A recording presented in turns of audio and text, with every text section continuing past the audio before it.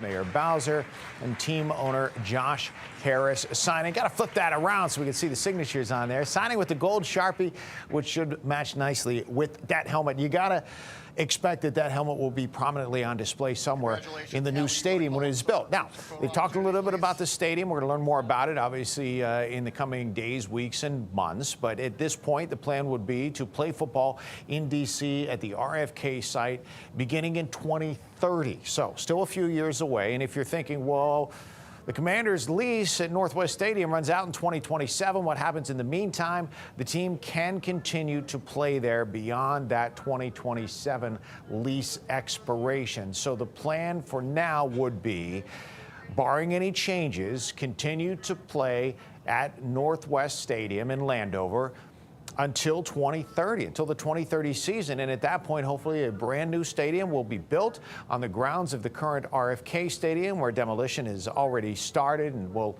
you can only imagine, pick up speed once this is approved. Still has to be approved by City Council. And it would be a more than $3 billion stadium project. This would be a dome stadium. They're trying to get a Super Bowl here. They asked Commissioner Goodell if this would increase the chances of getting a Super Bowl here. And he said, well, I'm not going to make that announcement today. But yes, dramatically would increase the chances of potentially having a Super Bowl here in Washington someday, when we've seen it in other cities. Some of the newer stadiums, like in Los Angeles, within a year or two of the new stadium, they got a Super Bowl. Could it happen here? It could. Would it? Will it? We'll have to wait and see. But that is the timeline. The rough timeline is that the Commanders will continue to play in Landover until the new stadium is ready to go, with a goal of 2030 here in Washington, D.C. And as far as the cost breakdown for that stadium, and we know construction costs could change dramatically over the next few years, but right now, more than a $3.5 billion total investment package, of which the team would pick up more than 2/3 of that cost. The city would still be on the hook in one way or another for between $500 million and $1 billion, a direct investment of $500 million for infrastructure, and then parking, garages, and elsewhere. David Kaplan's been in the room with Stephanie Ramirez. We heard Stephanie ask a couple of questions of the mayor and the team owner. Dave Kaplan's been there listening attentively as well. So let's check back in. Dave, if you want to grab somebody nearby, feel free to grab them if they're there, and you can walk by. I know there's a lot of greats, former Washington greats in the room, as well as the owner. So if somebody's there, go ahead and grab them, Dave. But in the meantime, obviously you're in friendly environment, so I'm sure the response there was overwhelmingly positive because you're in a room full of supporters. Yeah, really, Steve, and a lot of applause for some of the lines, especially as you heard from Mayor Bowser. I'm just going to kind of step out and just give you a little bit of a sense of what's going on right now. Some of the dignitaries that are here, it's just kind of worth noting, you know, they announced this deal. We're giving you a live look at the stage, and you can just sort of see some of the key players here. We've got Commanders head coach Dan Quinn. This is Wendell Felder on the right, Ward 7 representative. He has been pitching, trying to bring the RFK Stadium back. It was part of his campaign. He's doing that as well. Councilwoman Brooke Pinto, who's also been outspoken in support of this. And we're also giving you a look right there at Kenyon McDuffie, who's been one of the most outspoken council members trying to get this done. Now, as we have talked about, and as you heard from one of the questions, it's going to take 7 members of DC's council in order to make this happen. There are 4 here right now. So, you know, part of what is going to need to happen as it relates to the pitch for this, the public financing for this, is going to start with the fiscal year 26 budget. So don't get me wrong. Obviously, there's a lot of momentum for here. They wouldn't do something like this if there wasn't a lot of momentum, but just the council process is definitely going to take center stage coming up here. Photographer Doug Wilkes also giving you a shot still on the stage. You can see former great Doug Williams just hugged Commissioner Roger Goodell from the area as well. They're all just kind of doing these photo ops at this time. And then just some of the other dignitaries that were here. Obviously, the mayor's financial staff that really helped make this deal here. Police Chief Pamela Smith is right in front of us as well. And just some of the Commanders legends that you can see that are up there right now as we just continue to kind of give you a look at this, tell you what's going on. We are told that we're going to get a chance to talk to some of the Commanders legends and staff that are here as well. So I think what we need to do, guys, if I can toss it back to you, Steve, we're going to try and get on the other side of this to make sure we're in place. And if I get somebody, I'll flag producer Chris, and you'll come back to us as we try and kind of give you some more insights and information as this announcement has just wrapped up officially. Work your way around, David. Work the room, see what you can find. In the meantime, you know, he mentioned Commissioner Roger Goodell. Roger Goodell grew up, spent a lot of years of his youth here in Washington, and said that his first experiences with NFL football was going to Washington games back, you know, a few decades ago when he was here in Washington, D.C. And he shares that same passion, obviously, that Josh Harris and the other Washington owners have of being in that old RFK Stadium. I thought it was interesting, too. Josh Harris, when he talked about it, was calling it the new RFK. Still way too early to know if that'll be the official name or if they'll have naming rights at some point with the new stadium. But interesting that that is multiple times we referred to it as the new RFK. Stephanie Ramirez down there as well, covering the announcement and trying to wrangle some folks as well. Steph? Hey guys, good morning. So or good afternoon now, but we're waiting for the legends to get off the stage here for their photo op. I was just with Mr. Doug Williams about to chat about what's going on here, but very big deal for the city. And we are learning more stats. If you guys, in details, you haven't talked about it yet, so it's going to be a $3 billion brand new domed stadium with DC putting in initially around $500 million, but over the span of several years, it's going to be over $1 billion investment and then $2.7 billion investment from the Washington Commanders. So they're talking about 5,000 to 6,000 homes with. Steph, you got Joe Gibbs right beside you and Doug Williams if you want to grab him. There we go, Mr. Williams. We're live right now on Fox 5. Okay. So talk to us about this day and the significance that you believe it has, given your experience with the team. Well, this is a great day. Believe me, you know, this is something that I wish had been done a long time ago, but today just is better than any other day, you know, to bring this team back to Washington, because that's what it's supposed to be, the Washington Commanders, and it's supposed to be here. You know, we played the other games out in Virginia, out in Maryland, because that's what we had to do. But I think the owner, the mayor have done a tremendous job with the commissioner here. I think we can't ask for a better situation. What's it like, the pressure for the team to now perform if they're coming to D.C.? They got to win. Well, you know what? I think what we accomplished last year as a team playing, I don't think there's a lot of pressure because of the people that was in the dressing room. I think the character is there. They understand what they did last year, and they don't want to go back to where it was. And I think this year's an exciting year. I know we got a tougher schedule, but I think everybody got to play. Did you know about this from the beginning? I did not know. When did you find out? Yesterday when I got a text. Really? Well, let me ask you though, for a lot of neighbors in the D.C. region, a lot of people are struggling. D.C. right now, there is a hiring freeze because of what's going on. The mayor was saying that's separate, of what's going on with Congress. But, you know, there are a lot of folks that don't necessarily have the appetite for such a big investment. What would you say to the district all around about getting in on board here? I think the mayor did a great job of answering that. When you look at it realistically, they got stadiums all over the country, all over the world, and it's happened. It's about the money that it brings in economically. We understand what's going on, but it's not the team, it's not this city problem. It's an everybody problem. But I think they got to get this done. What do you want to see from Maryland? Well, I mean, hey, it's the Washington Commanders. And then at this point, that's the thing that's the most important thing, and we appreciate what Maryland has done. Thank you so much. I appreciate your time. All right, guys, live on Fox 5 right now. So just a heads up. So we're talking about more of the details as they're coming up. 5,000 to 6,000 houses. They're saying 2,000 permanent and part-time jobs, 14,000 jobs for construction. And there are plans to have this done, completed by 2030. So a lot of moving parts here with the D.C. Council having to approve this. 7 members of the council having to approve. One of them, who has been outspoken from the very beginning about public dollars going into the stadium, he is not here. That is Chair Phil Mendelson. We're told he is meeting with the CFO to discuss budget.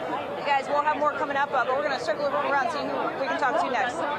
Steph, you got some former mayors around you as well. I'm trying to keep an eye and be the eyes in the back of your head to see. I was looking to see if the commissioner was going to be walking off the stage or not. I saw Sharon Pratt behind you as well, and Anthony Williams as well. If you want to grab anybody, feel free to just jump back in and grab them. Steph was giving us a little bit of the cost breakdown there, which we'll post all this stuff online and we'll share it with you throughout the day as far as the complete cost breakdown for the city. But she did mention, as it was, pointed out the people who were there as far as members of council. Steph also pointed out some of the members who were not there, who were some of the ones in opposition. Of course, this vote has to go through council. I'm going to get back to Steph. Steph, did you find anybody else to talk to? Go ahead, Steph. All right. So I hear you now. I'm here here with former D.C. Mayor, Ms. Sharon Pratt. Thank you so much for talking with us. I mean, you've gone through so much as a mayor. First, I want to ask, what was your reaction when you saw that there was a deal made? Well, I think it's terrific. I think it's the perfect time. We really need it. And I think the mayor's described it perfectly. We are a hospitality, entertainment town, and this is an investment in our future. So I think it's wonderful. What was it like when you were fighting to bring baseball back to the city? Well, with me, the team left. This team left. I did get basketball back, but basketball into the city.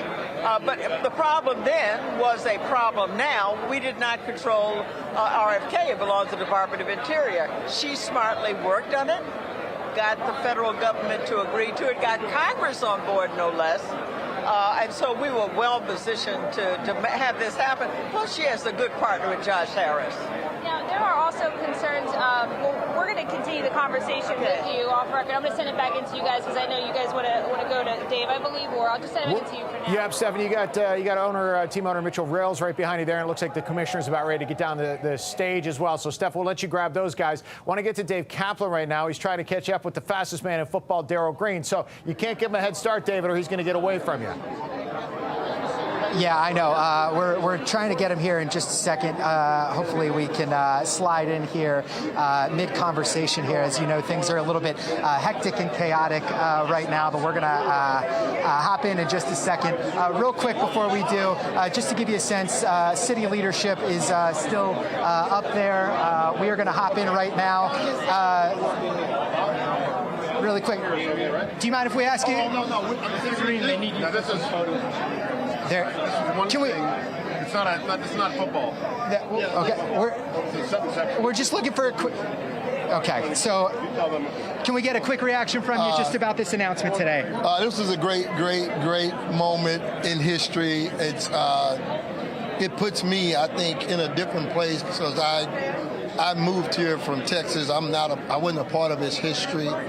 I feel like I'm in the beginning of a new era, and this time I'm a beginning person, even though I'm not on the field, but I feel personally a part of it. I'm the guy that has always appreciated the moms and the dads and the sons and the daughters that talked about. I remember when Grandpa and we used to watch the game and you did that and this guy and I always felt deep about that people really cared and it meant a lot. And I respect that. I respect them and their history and their moments. But this seemed like it's fresh and I'm in it. I'm really in it. So I really feel more a part of Washington and the Commanders and the city today. It sounds weird, but then I have because I know that I'm a part of it now. This is a beginning, but I have that past to support that. So it really sounds weird, but I just think this is special for all of us. I just hope we can get it all done and pull the trigger. It's going to be huge for our community, for our city. You know me, I'm for the children, I'm for the community. And this Washington football team, Washington Commanders, has always been an extraordinary value for our community. And sometimes people can miss that. They just think it's football, and it is. But it's way more. And I think these guys, the ownership, the leadership, and goodness, hands down, Mayor Bowser is a baller. She is a baller, and I'm not talking politics. As a human being, the woman represents what I believe all of us want. And forget the politics, because I'm not in that. But in terms of what she's trying to do for this city, I love this city. I don't care what anybody say. Not just because Jewel 40 years ago married me and she's from this city. But I love this city, and I love the people. And I appreciate great leadership. And I hope we can get this thing done, man. We'll be better for it. Darryl, why is it important for this team to come back to the city, come back to the district? Because that's what it is. That's who we are. That's who we've been. That's where our value is. What other city around here, and of course, I live in Ashburn. I love Ashburn. But there is no Washington, D.C. And there is no history like this team has. And there's no impact like the city has with the team ever in this region. I don't care how far you go, this is the biggest impact for a community. and I think they've got it better it'll be better than it ever was. So I'm excited, man. Truthfully, I'm glad to be here. Hey, Gerald, you started here in RFK, your career. I sure did. That was my first game was in RFK, and the stadium was rocking, and I was scared to death, wanted to throw up. And I tell you what, I loved every bit of it. And everybody, and I just, there's so many of us are still alive, even before me and during my era, because I've been here a long time. We just celebrated 40 years anniversary, so I've been here about 42 years. So we got people who are older than me and younger than me, but it means a lot for us, and it's an exciting time. I know they've got things to get done, but I hope they get it done. That's my story, and I'm sticking with it. Thank you. Darryl Green. So there you just have it from Darryl Green as he leaves, Steve. Incredibly interesting to hear a guy who spent much of his career with the Washington football team saying that this feels like a rebirth in a sense for him, that he's incredibly excited for this. So no doubt. We're going to send it back to you guys in the studio. No doubt. Darryl Green doing things on and off the field in this region for many, many years and many decades now. Great to hear from Darryl Green. Hopefully they can get that atmosphere that they had at the old RFK, bring it into the new RFK.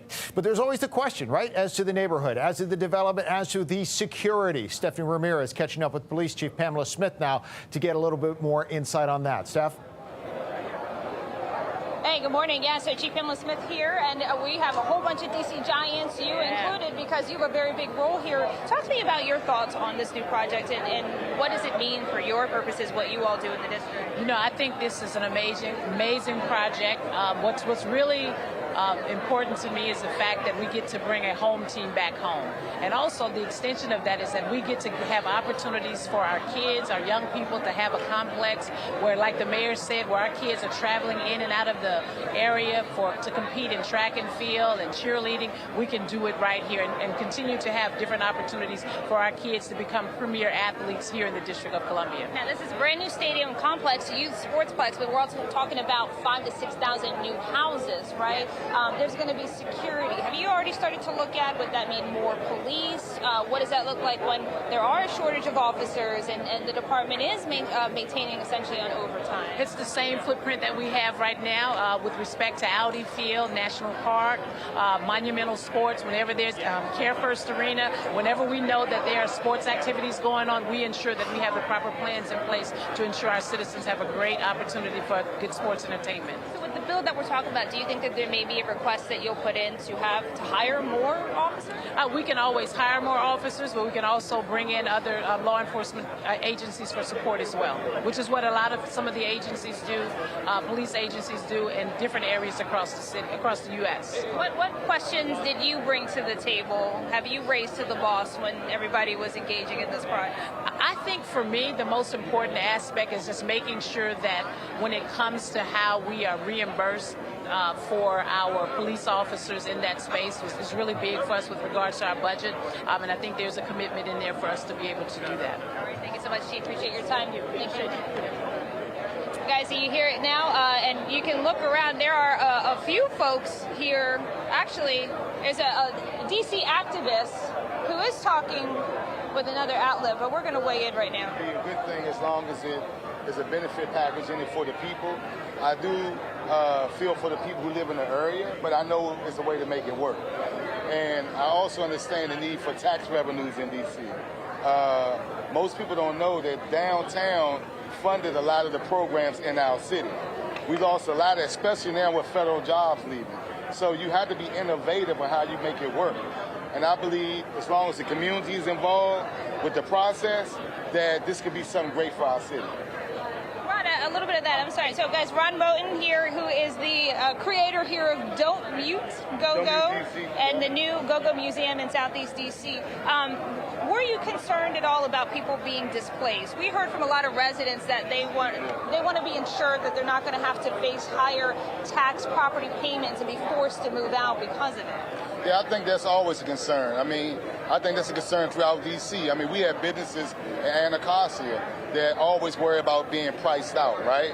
And collectively, we work together with the city to voice those concerns, and we work with people like the 11th Street Bridge Project that's helped over 140 people buy houses from our community in Washington, D.C. So I think you can be intentional and make everything work for the people. It's about who's leading it and make sure the people have a voice. Were you for this from the very beginning? I know what it meant to my city. I was here when the Washington Skins were in Washington, D.C., right? So I know what it means to my community, but I also know it has to be done the right way simultaneously. So I think there's a way to be intentional and make sure that people benefit from it, as well as bringing those tax revenues that we need for the programming and things that will continue to make Washington, D.C. great. So what are some things, because they're going to have more community engagement meetings coming up, what are some things you want to hear for the community? Well, one, a world-class recreation facility is good for me because I know my son runs track, and I paid $40, $60, $80 for him to go around the country to get in those meets. He goes out to Prince George's County all the time to be a part of that, right? That's one thing. But also making sure local businesses are a part of the development that goes there, making sure people in the community benefit from it as well. I've seen it done and I've seen it not done, right? It's a right way and a wrong way to do it. We've had some development projects in Washington, D.C. that I can tell you did not benefit the people, but there are some that have. And if you're intentional about doing it, we can make this happen. Ron Moen, thank you so much for joining us. You guys, I'm going to see if we can still find the NFL commissioner who was in here. I'm going to send it back into you all for now. All right, Stephanie, at this point, good luck with that. He's to your right, and at this point, it looks like Stephanie, David, and the commission will be the last three standing in the room. Speaking up, David Kaplan has been talking with Ward 7 Councilmember Wendell Felder, and it looks like he still is. So let's listen in there. This was part of your campaign. You know, that you wanted to be somebody who advocated for this project. Can you just talk about the process in the last couple of years of getting here, running this campaign, and then this announcement today to bring the Commanders potentially back to the District of Columbia? I think that's why our neighbors sent me downtown to the Wilson Building. Neighbors told me that they wanted more neighborhood serving amenities. Neighbors told me that they wanted more affordable housing. Neighbors told me that they wanted a council member who was responsive, but most importantly, made sure that their government works for them. I don't mean to interrupt the council member, but we do want to get back to the commissioner right now. So David's going to keep talking to him. We'll flip that around. We'll bring you to, of course, a little bit later on so you can hear from the Ward 7 council member. But we do want to listen in to Commissioner Roger Goodell. How important is it for the league to see how this team has been transformed really over the last couple of years?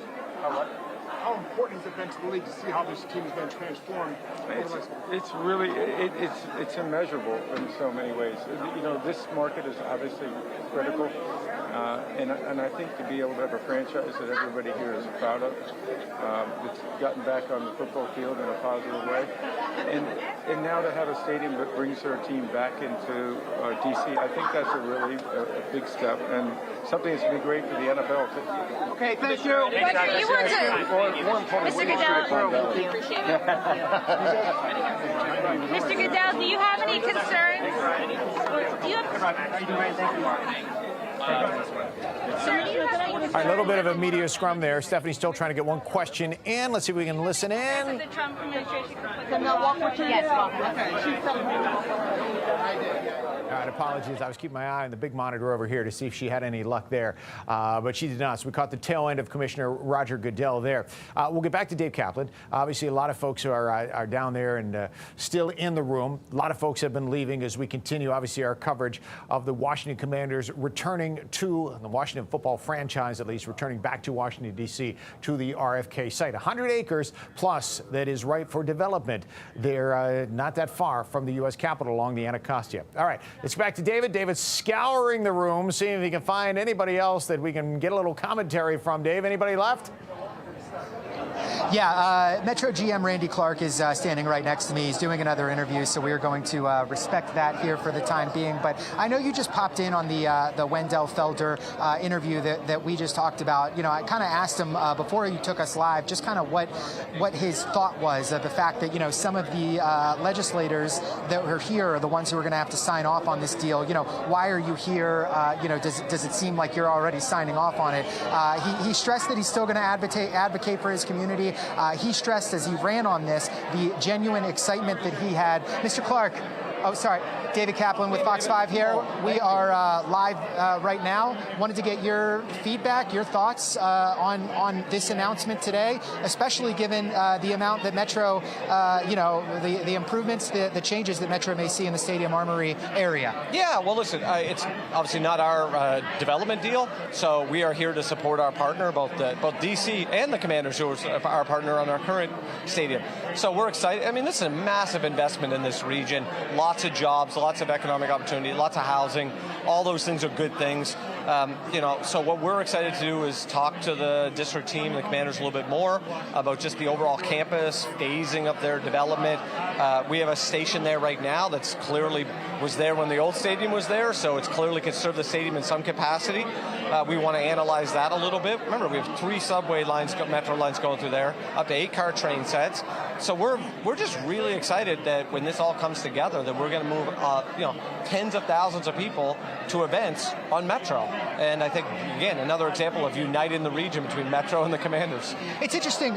In doing some research, and I've covered this story for a long time, I asked somebody can people think public transit when they get to a game like this? And somebody said they did when this RFK, the stadium's been there the whole time. Yeah. So what types of things for a 65,000 seat stadium that they hope hosts 9 to 11 games and preseason games every year on top of all the concerts? I mean, what, from your perspective, what goes into sort of making the additions and changes that we did, and is that an exciting opportunity for you? Oh, it's very exciting. Listen, Metro thrives on moving large amounts of people, right? Mass transit is about moving the masses, right? And that's when we do best. It's when we're most efficient, the safest. So, yeah, we're excited about that. With that said, there's a lot of work that still has to be done with all this stuff, right? And I think it's just premature for people to say, hey, what's Metro's service plan in 2030 for an event? But I think this development allows us to think harder than NFL. It thinks about World Cup. I mean, the commissioner kind of wink, hinted there might be a Super Bowl one day. All of those things. If you go to a Nats game today, Caps game, you ever see before and after the game the excitement of people going on the trains? I think that's going to kind of double down here at RFK. Perfect. Yeah. Thank you so much for your time. Steve, toss it back to you. I think Stephanie's got somebody else. If you could ask Mr. Clark real quick, I did have one quick question. I know he said it's too far in advance to come up with a plan. But hey, Steve. Hello. I'm just curious, though, if in their research that they've done, if something like if they do need to increase the flow of passengers, does a new entrance perhaps, does that make a difference as well? Maybe not a new line, but a new entrance. Yeah. The question is just I think there's only, correct me if I'm wrong, one entrance and exit at Stadium Armory. Have you looked at some of just additional? It does have 2. Okay, just three metro lines to accommodate the increased people, just the flow, additional entrances and exits, all that. I'm not going to be a neighbor pretend. It's going to be complex, right? Just like Navy Yard after a game's complex, and Capital One, even with all those stations, is complex. National Mall, when we empty the mall after 4th of July, usually takes us about an hour and a half to get everyone off the mall. I mean, that's what would happen in a situation if we have that current station. So you are going to be looking at, big queues, but, we pull in an 8-car train set, you can get almost 1,000 people like that instantaneously out of the area. So, we're going to have to run an enormous amount of service like we do for those big events anyway. Appreciate it, David. Thank you very much. There's the answer. Thank you very much, and I appreciate him taking the time to answer that question. All right, real quick, let's get to Stephanie Ramirez. She's with Kenny McDuffie, City Council member, to get a final word in. Steph? Hey guys, so we know that the council has the final say. One of the members here, the chair of the Business and Economic Development Committee, Mr. Kenyon McDuffie, thank you for talking with us. Yeah, you bet. So I want to ask you, first off, you talked about your favorite part of this deal. What is that? My favorite part is really it creates a tremendous opportunity for the District of Columbia. It creates opportunity for our residents. It creates opportunity for our small businesses. We're talking about the potential for a world-class economic development project that is anchored by a stadium that finally brings home the Washington Commanders to their rightful place in Washington, D.C. Now, I've seen so many countless meetings, council meetings, committee meetings, where I know you were very thoughtful in the questions you're asking that represent the community. Can you kind of talk about with the money that's going into this? So overall, over the span of several years, it'll be over $1 billion invested from D.C., but you have capital budget versus operating budget. Talk to us about where that money's coming from, and will D.C. residents be having to pay out of pocket with more taxes or anything like that? There'll be an investment by the city. For folks who who are wondering, it's similar to what we did in Nats Park.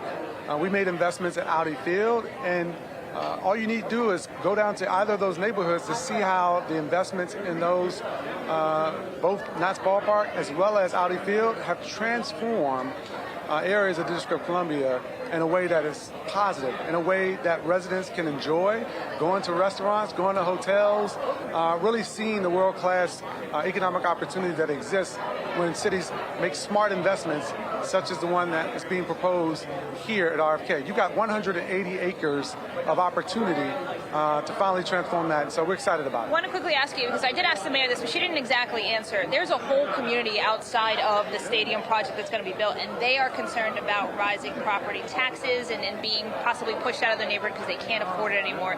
Do you think there should be some kind of agreement with the city to help those folks out financially? I've been in this city for 3 generations. My wife and I are raising kids here. We don't want to do anything. I don't want to do anything as a council member that puts residents in harm's way. And so this is going to be a community-driven process. The council is going to hold hearings. People will have an opportunity to come down and testify. We're going to make sure that we prioritize what's in the best interest of District of Columbia residents and District of Columbia small businesses. I chair the Committee on Business and Economic Development, and that is the priority behind this development. Councilman Kennedy McDuffie, thank you so much. Guys, it's the very latest here from the National Press Club. Let me send it back into you. Stephanie, thank you very much. I do appreciate that. Dave Kaplan, great job as well. I thank you for being with us for 90 minutes of coverage now with the more than $3 billion investment. Looks like it's a go to bring Washington football back to the nation's capital with what would be a new domed stadium on the site of what is RFK. The RFK Stadium is still there. It's been there since 1961. Hasn't been used in years. So 181 acres along the Anacostia to be developed. This still has to go through City Council. But as of now, if you're a fan of Washington football being played in Washington, it looks like it's happening. With that, we encourage you to stay with us throughout the day today. We're going to have more on our social channels, of course, online. All of the updates. We'll take all the coverage we had, plus what we were not able to show you on TV. We'll put it online. That'll be at fox5dc.com. And, of course, throughout the shows this afternoon, we'll have much more. We'll get you some guests for tomorrow morning as well.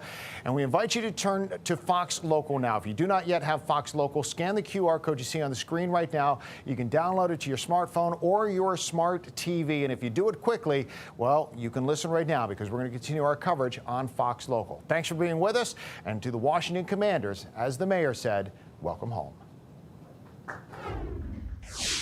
All right, Steve, we'll take it from there. Good afternoon and welcome to the Fox 5 Live Zone. Well, if all goes as planned, the Washington Commanders are making their return right here to the nation's capital. Mayor Bowser, flanked by Josh Harris, Commanders owner, and Roger Goodell, NFL commissioner, making that announcement earlier today at the National Press Club. The Commanders committing some $2.7 billion to the project. The RFK site, up and ready to go by 2030. That means they will likely be scoring touchdowns by then. Obviously, they need 7 council members in order to make that happen. However, only 4 council members happen to be present at the press conference earlier today. Joining us now is a man who played many years at RFK Stadium, former NFL player John Booty, back here on the Live Zone. Good to see you, sir. It's a great day. It's good to see you, man. It's an exciting day here in Washington, D.C., huh? Yeah. I got to tell you, when I got the news this morning, I had to do a double take. I'm sure you did, and we saw Doug Williams chit-chatting earlier, stating, hey, I didn't know anything was happening until yesterday, and I got the text. So you, sir, now discovering that, yes, RFK, that will be the site of the new stadium if all goes as planned. I'm curious, your take on all of that. Well, you know, for me as a player who played in RFK Stadium back in the late 1900s, it was an impressive arena back then. You know, it was old, but still they had the fan support, and they had the people in the district come out and support, and they were intimidating. You know, I've had losses in that stadium when I was playing with the Eagles, and had some wins in that stadiums, and I played for other teams. But going back into the district, you're in the middle of Maryland and Virginia, and it brings back the nostalgia, and I think it's going to, the Commanders are already where they are now. They won a couple of quarters away from making it to the Super Bowl last year. So if they keep that momentum up, they can go in as Super Bowl winners in that new RFK Stadium. Yeah, John, I'm sitting here thinking about many a times where I got a chance to visit RFK Stadium, but I went as a fan. I remember the stadium bouncing up and down. You, sir, happened to be smack dab in the middle of the gridiron down there, roughing it out with the players. Well, yeah, roughing it out. I like playing in it when it was like the cold weathers and the muddy field, and that won't happen again because of new technology with the grass field and all that. But just seeing the fans, the excitement, they seem like they're right on top of you, and they had that little thing over the bowl of the stadium, seemed like it just held in the noise, and which was a good thing for Washington.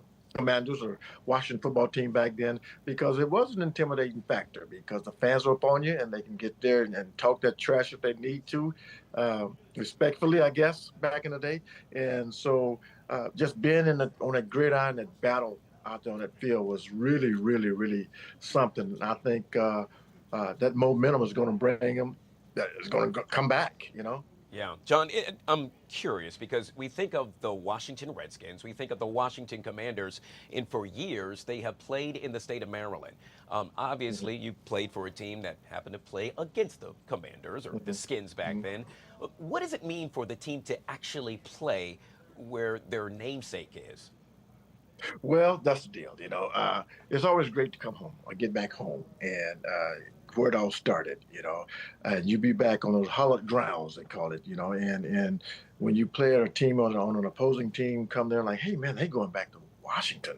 There's a possible chance of being back in Washington. So that fires up the guys of the past, and the guys of the past going to say, listen, we dominated you back in the past. Now that we're going to take it to the future. So it's just got to get that rivalry back of the new players knowing that they're going to be playing at RFK 2.0 now. So the RFK 2.0, the Washington football team, the Washington Commanders, going to bring that same fight back, Yeah, I cannot wait. This is truly a monumental day for so many reasons, specifically if you happen to be a Commanders fan. John, I'm going to ask you to hold on for 1 second. I want to go down to David Kaplan. He has been covering this story throughout the afternoon. David, I appreciate you taking time to still hang with us. Obviously, you've been there since the jump off, if you will, since it all started, and we got word yet again, Mayor Bowser flanked by Josh Harris, NFL Commissioner Roger Goodell, making the big announcement. We were following you throughout the coverage, and I got to tell you, David, I could see the excitement from you as well. Yeah, Guy, look, excitement might not be the word I would use. Just there's been a lot of work that has gone into this, and that's something that Fox 5 has, kind of proudly documented in the last couple of years, especially since the sale of the team to the Josh Harris group. Just this idea that, this has been a priority of Mayor Bowser's for such a long time, for her to try and get control of the land, and then try and do all that she could to attract the team. So the level of work that has gone into this, just from a government perspective, to get to this day, that certainly was a tall, gargantuan task. And Lord knows it sure didn't seem like, 4 or 5 years ago, this was something that was even possible. So I think that capturing the excitement of the room from city stakeholders, from the mayor, that is that excitement. It's just knowing that there was a lot of work that went into making this happen. There were a lot of dignitaries here. I mean, when you get, the police chief, the mayor, we had officials from schools here. We had her whole financial team, 4 members of DC Council, to say nothing of this, the Commanders being here. NFL Commissioner Roger Goodell being here as well. I mean, that all speaks volumes about what a big deal a lot of people think that this exactly is. And Lord knows, and we're going to continue asking hard questions about sort of what happens next. And you got to understand that there's still a thorough legislative process that's going to have to happen before this is a done deal. But, the line from the mayor's office is that this is the largest private investment in the District of Columbia that will have ever been made. $2.7 billion, I believe 2.7 is the correct number. And the mayor's office has always said they're going to do a lot of areas that vacant for a decade plus. right now and has fallen into obvious levels of disrepair. So, the mayor's plan, and this is something that they've executed with other stadiums in the district, is to really work on the sort of horizontal infrastructure, the property, the land, invest in that, something they felt like they were going to have to do anyways, and then pair that with this new stadium of direct private investment. And the hope is that it creates tons of jobs, that, new businesses pop in, new businesses thrive, and, there's an NFL stadium here.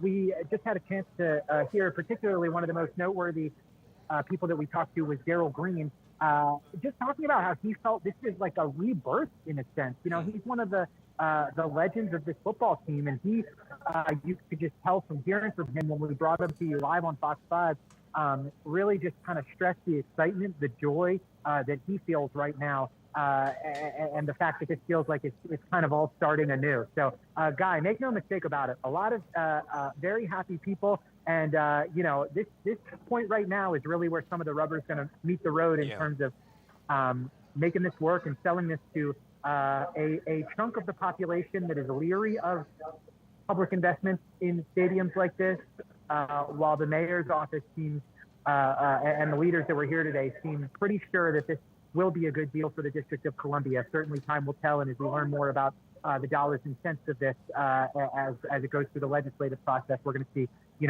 how this all plays out. Yeah, to David's point, yet again, 7 council members need to sign off on this in order for this to happen. We know that 4 actually attended the press conference itself. David, always good to see you. Great work today. Really appreciate you hanging around. Guys, thank you so much for having me. Take care. All right, we're going to take it back to John Booty. John, you obviously heard David's report with regard to now going through the legislative process. Okay, so we're really excited. We're all happy. We're all giddy. But in essence, it's still not completely a done deal. No, it's not a done deal yet, but it's on its way of becoming a done deal, because I think when I was listening to the press conference, Commissioner Goodell said all 31 other teams in the National Football League will make a small investment into this, because they want this team to be back in Washington, D.C., because it's going to benefit all the other teams. When you have a world-class venue, there's a potential for the Super Bowl coming here quickly once the stadium is built.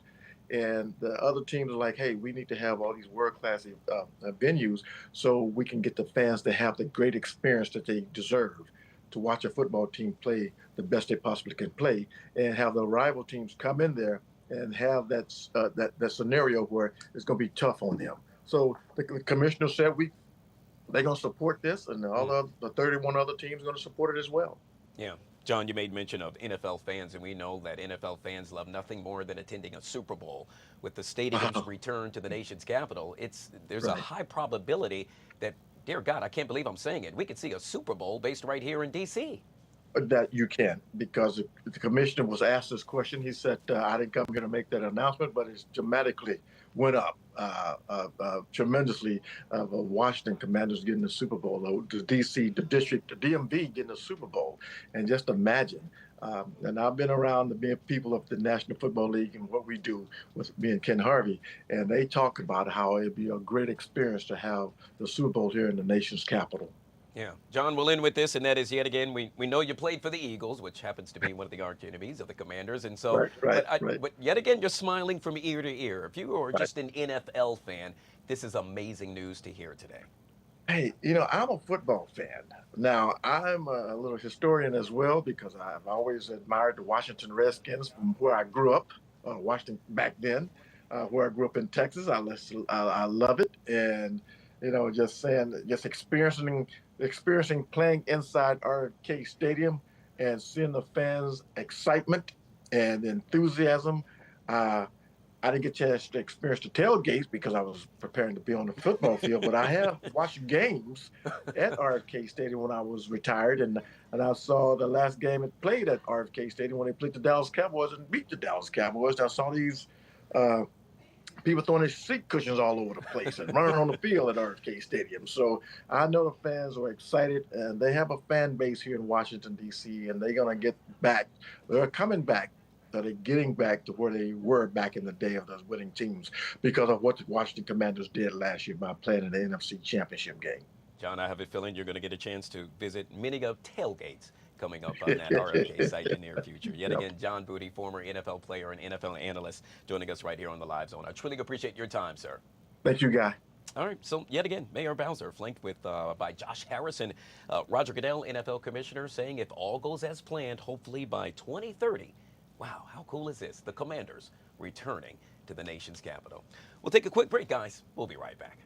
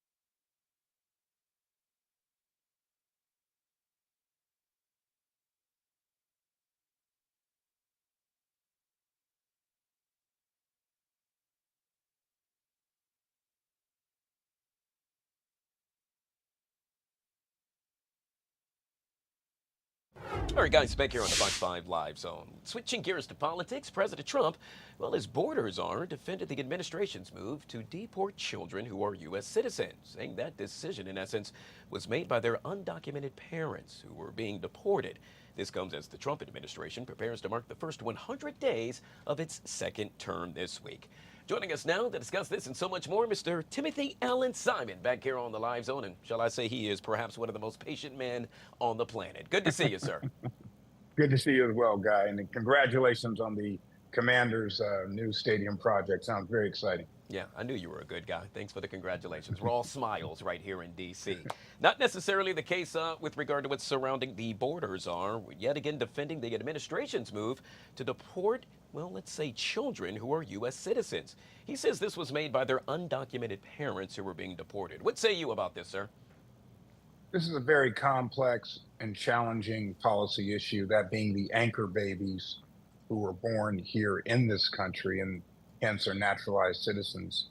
And of course, their parents, many of whom have come here illegally or who are undocumented. The Biden administration had the same challenges. And we're seeing the residual results of not having an immigration bill or an updated immigration bill that would better guide law enforcement and others on how to manage this type of scenario and situation. Splitting up families is a bad thing. Also, deporting American citizens is a bad thing as well.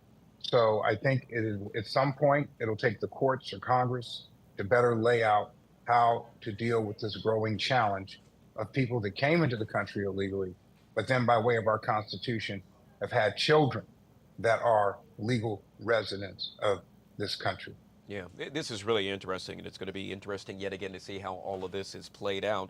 We know later today that the president is expected to sign an executive order that, in essence, will set up his administration's immigration crackdown attempts.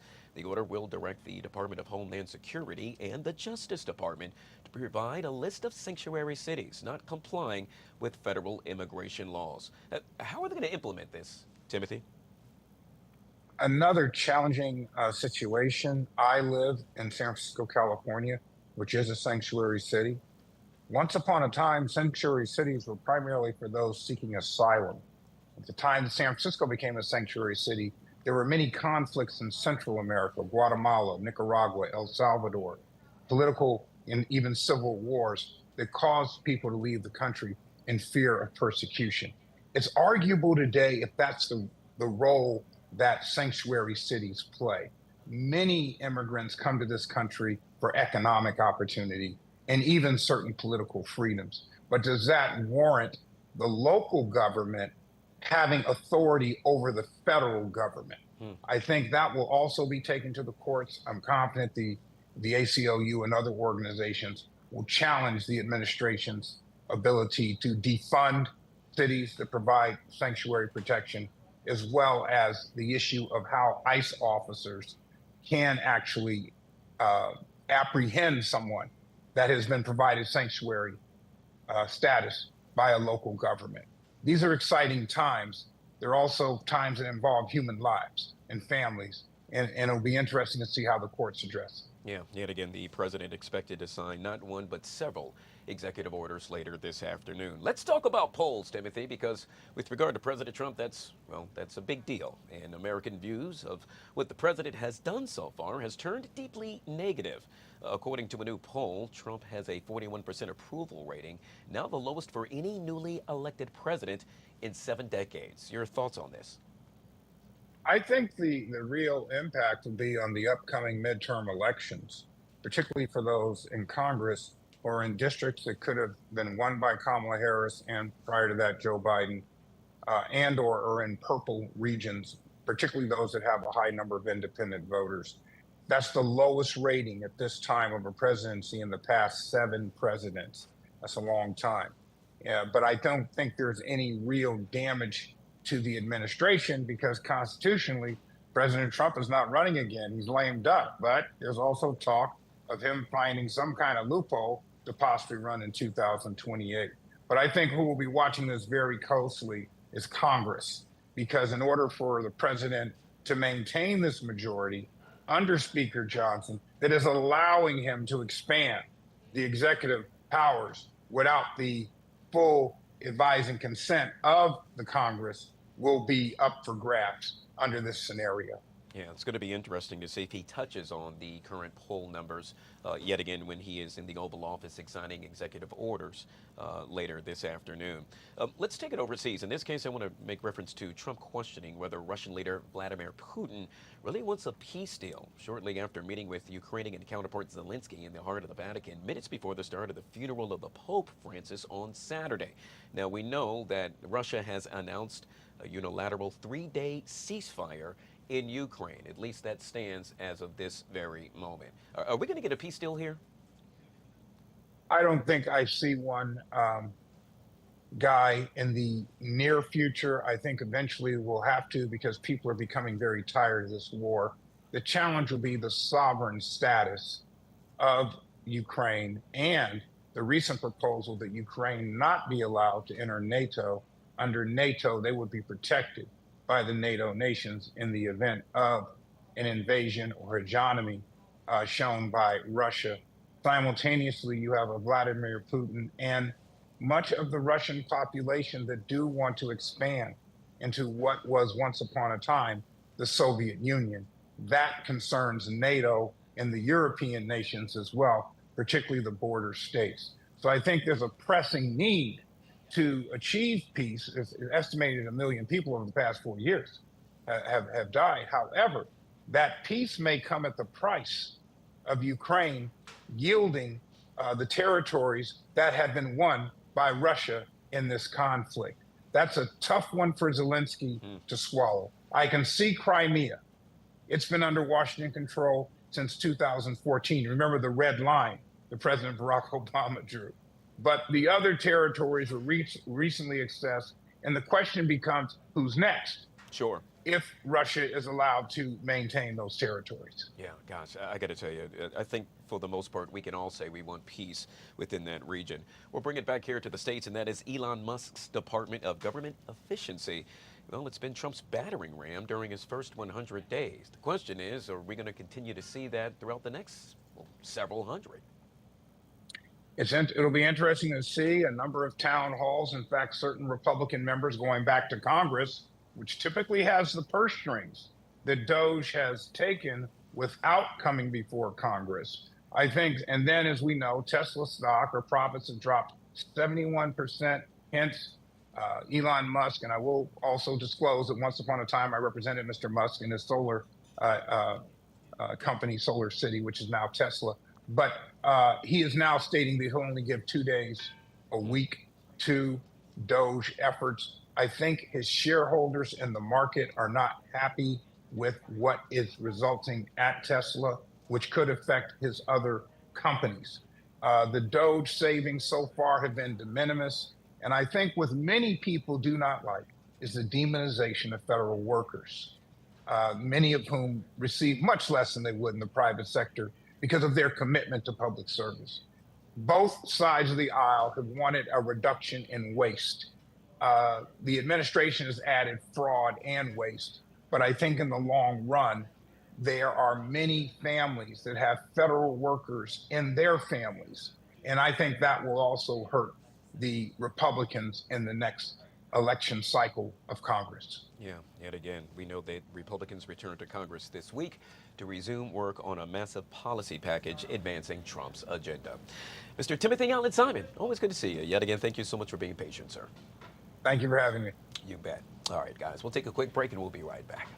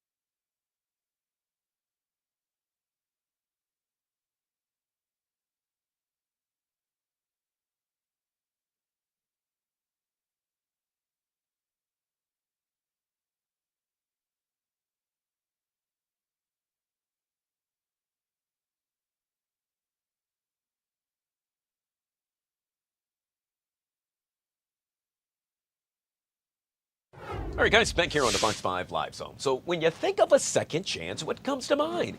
Well, in this case, I'm thinking of those who were once incarcerated. Now, they have not only been given a second chance at life, but a second chance at excelling in business.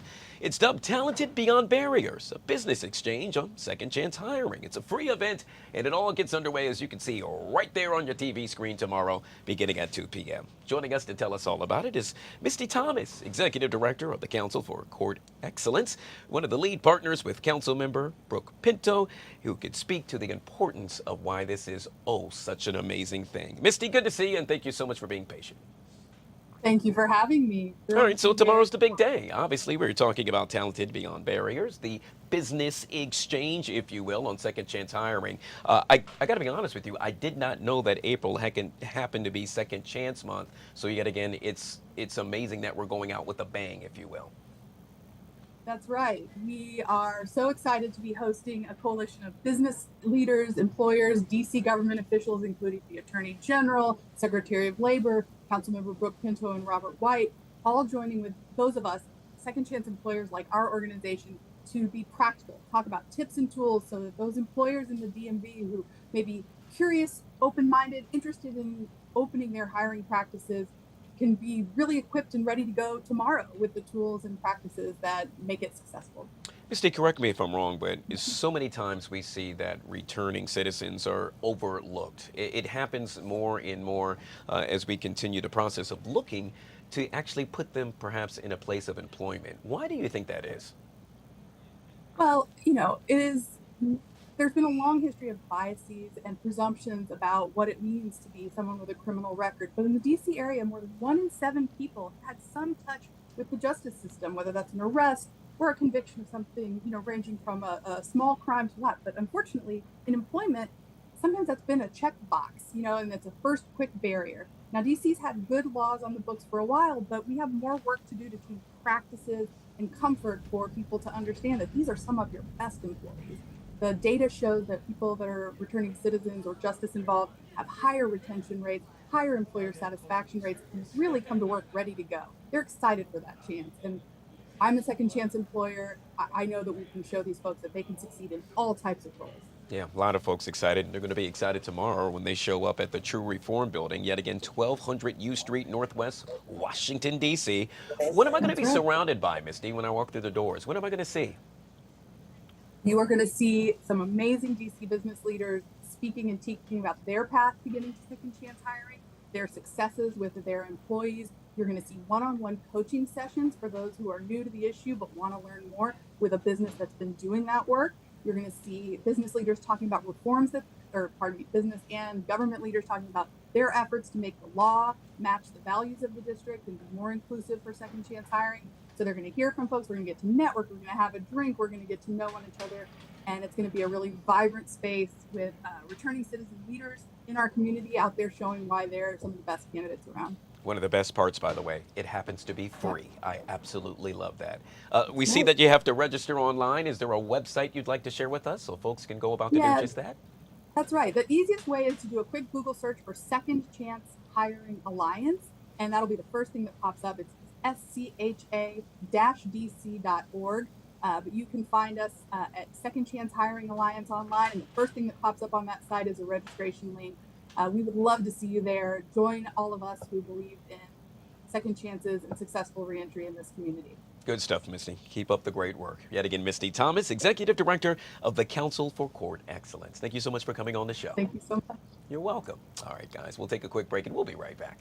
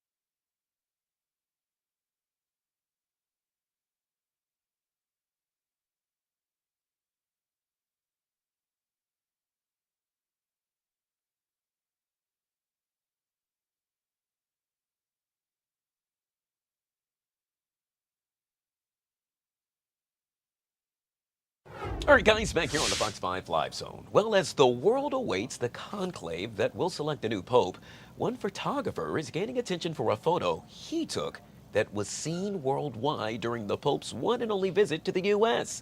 Gary Gelman, a devout Catholic, was one of only 2 photographers on hand to greet and photograph the pontiff during his trip to Philadelphia back in 2015.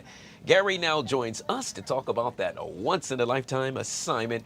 And I got to tell you, I am still smiling from ear to ear and wish I happened to be a fly on the wall when that happened, sir. Welcome to the show. Thank you so much for being patient.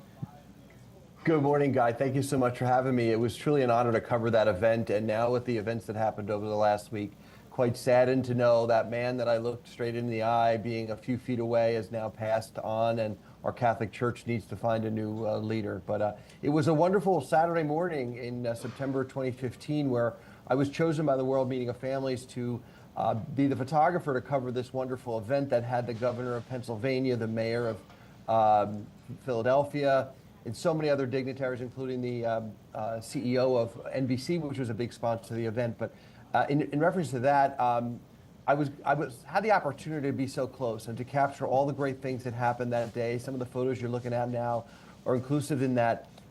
Being around church leadership like I was unbelievable. Archbishop Chaput was the one who referred me to the World Meeting of Families to put my name in the ring to see if I'd be eligible to photograph the president. Now at the Pope, I'm sorry. At that point, I had spent 25 years in the business, and I was able to get these wonderful photos of all these individuals with the Pope. What was interesting about that day was that once he greeted everyone got into the motorcade, including him in the Pope Mobile. And that Saturday morning, it's recorded that he drove a little bit and stopped the individual driving his car to greet some individuals on the side. So think about 20 cars in a motorcade, and he tells them to stop. He stops. He gets out. The Pope gets out of the car and approaches this young man who has cerebral palsy, one of the images that you have there, and essentially goes over to bless him. This was not a part, there we go, that picture there that attracted so much attention. He saw this young man outside of his window, and he saw the sisters around. He stopped the motorcade to bless him, as you saw here. So in fact, it was me, the Pope, and these individuals on the side here. Then the media and all of his assistants came out of their cars. They were planning on leaving to go to Center City, Philly at the time. But I was able to capture this that day, and what a blessing it was, not only for this young man and the sisters that surrounded him, but also for me as well, to be so close to the Catholic leader that really is in charge of our church and has done 13 years of great works. Yeah, what an amazing picture, Gary. You got to tell me, walk me through this. So you're riding along with the Pope. You see him stop. He jumps out of the car. I would imagine you too. Oh my gosh, I have to get out, grab my camera, and proceed to do what you do oh so well. What's interesting is that I was a part of the arrival team, so there was someone else getting them somewhere in another location in Philadelphia. So I was just standing there waiting for the motorcade to leave. They asked me just to stay there, not to go anywhere. So I was just standing there on the side where the gates were, and I was there because no one else was. So when the Pope got out of the vehicle, there was no one else around. So for me, it was in awe of what had just happened, his arrival on the red carpet and the Swiss Guard actually yelling at me for trying to organize photographs. And then he gets out, and then it's just me and him.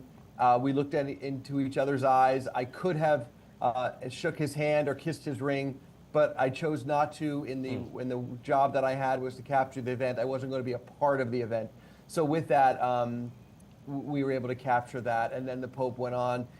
Some of the photos you included me photographing him in the Pope Mobile, and he looked straight at me in my lens. And I thought again, the second time, I was able to get eye to eye with the leader of the Catholic Church. I have been in the business, like I said, for so many years, but no other event comes closer to this in my professional life. I have 4 daughters, so they're also a large part of my life. But from a professional standpoint, and I've photographed a lot of celebrities, governmental leaders throughout my career, but this, in fact, was the best. Yeah. By the way, job well done for not becoming a part of the story, a true journalist, or in your case, a photographer. You also had a few moments when it was just you and the Pope, which, yet again, I cannot imagine. Do tell. Well, what happened, I had the camera up covering my face. Thank God I did, because I was tearing. It was a culmination moment of all the years that I've spent like this. looking into his eyes, knowing what he was doing or about to do when he was blessing the young man was really interesting. I have a cousin who has cerebral palsy, so I had to direct connect and know what this young man was going through in his lifestyle. So it was a very emotional time, and it was a very short time. I was probably on the tarmac for an hour. I was probably in his presence for about 9 minutes or so by the time he came down and greeted everyone. So it was a short period of time that culminated so many things throughout my career. And really, those 25 years that preceded it really prepared me for this wonderful event. All the practice, all the work, all the energy that I put into my career, here I have the leader of the Catholic Church in front of me. Probably an event I'll never experience again, although I have photographed several cardinals and bishops over the course of my tenure. I don't know if I'll be in a new Pope's presence, at least anytime soon, but who knows? Yeah, obviously we are all still mourning the loss of Pope Francis, and I'm curious, you have a truly deep connection with the man. You had the opportunity to meet him, to chat with him, to photograph him, which I would say is far and few for many of folks that happen to be on this place we call Earth. With that being said, what do you hope to see in the next Pope? Well, what's interesting about our Catholic Church is it's always changing, and the leadership that we'll have next will be a culmination of what the cardinals that we currently have, and he assigned many of them. So I hope our church goes back to its original teaching. I know there are many people that want to see great change, but I truly believe in the Bible and all the Catholic Church teaches. So let's hope we get back to the basis of Catholicism in a world where we love one another, care for each other, and know that God's presence is within all of us. And I look forward to a growing church, and there are many parts of the world that are growing in the Catholic faith, and we look forward to many great days ahead within this journey. Yet again, well said. Mr. Gary Gelman, one of the few to photograph the Pope. Wow, so cool. Thank you so much for being patient, sir, coming on the live. Guys, thank you. All right, thank guys. We'll take a quick break, and we'll be right back.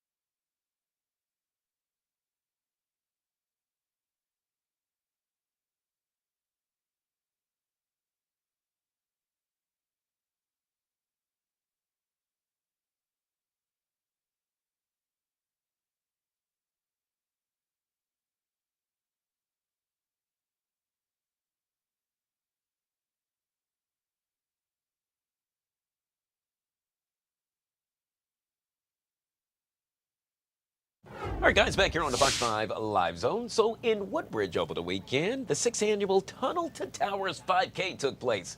Our own photojournalist John Finley was there.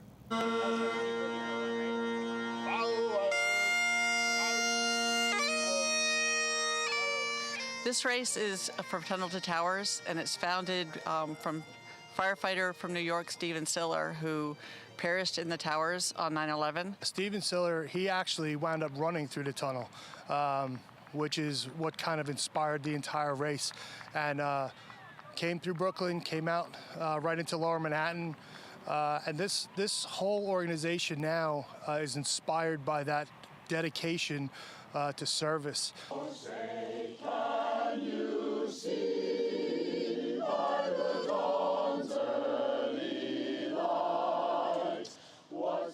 For a good cause, nothing better to do at 7:30 in the morning as well. Never had the opportunity to do a tunnel for the towers. I remember 9/11. Everybody does, but this is a great tribute. Runners, take your mark.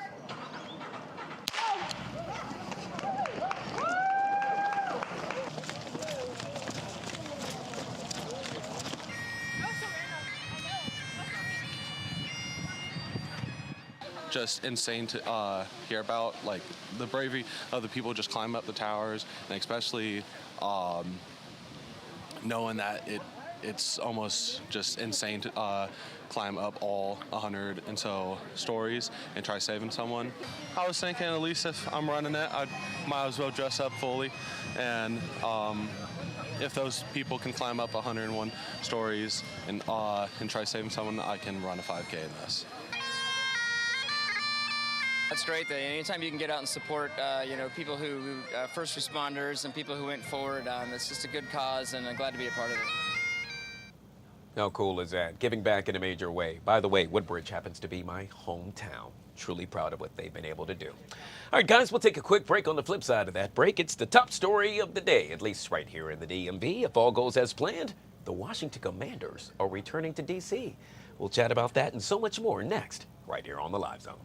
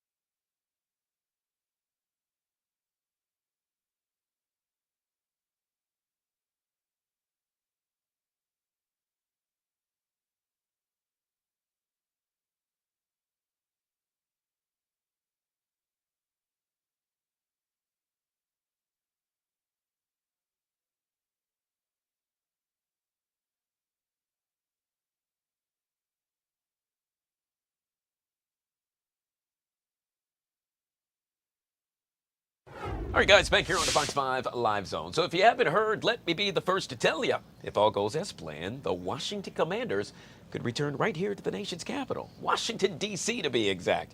Mayor Bowser, flanked by Josh Harris, the Commanders owner, and hey, look right there, NFL Commissioner Roger Goodell happened to be there as well as they made the announcement earlier today at the National Press Club. The Commanders are committing some $2.7 billion to the project, and, well, yet again, if it all goes as planned, come 2030, you could see the Washington Commanders playing football at a stadium which currently houses the site of RFK. I should make mention 7 council members now have to go about to approve this measure. Only 4 of the council members happen to be at that press conference. So the question is, will it or won't it happen? We will remain optimistic and say that it will. Obviously, we will have continuous coverage on this story throughout the day right here on Fox 5. Now, the latest on the war in Gaza. Israeli forces have now killed at least 71 Palestinians in the past 24 hours. That, according to the health ministry in Gaza.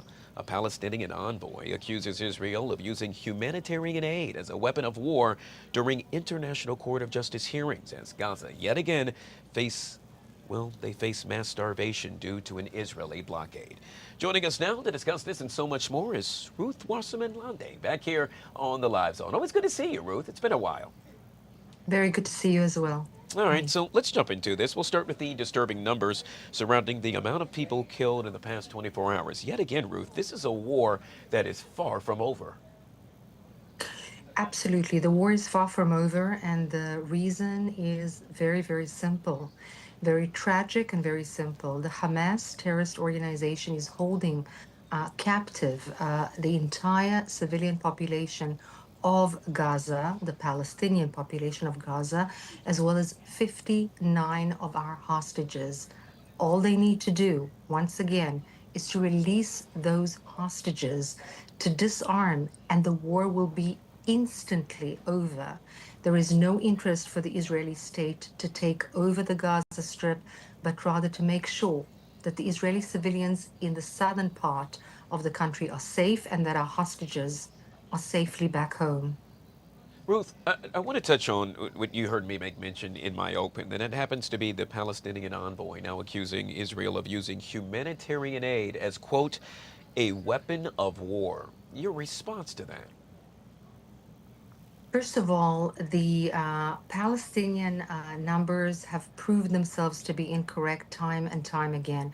That doesn't mean that even one death of a civilian, a child or a woman, is not tragic. It is tragic. However, I do want to point out that the Hamas is using their own civilian population to store weapons within UNRWA bags, within UNRWA facilities, under schools, in hospitals. The Hamas cynically uses, manipulates, abuses the Palestinian civilian population in order to war against Israel and the Jewish people. Innocent civilians, I might add. And that is the real war crime. The Israeli government cannot not defend its own people. And the Hamas make no qualms about what they intend to do. They intend to use the humanitarian aid, and they've proved it again and again, to weaponize their war against Israel and the Jewish people. Now, there's no way that that will happen, and that will continue, and that will be allowed. So there is a tragic result. However, I do want to point out the IDF makes absolutely certain that the least number of civilians will be hurt. This is something that is almost, how should I say it?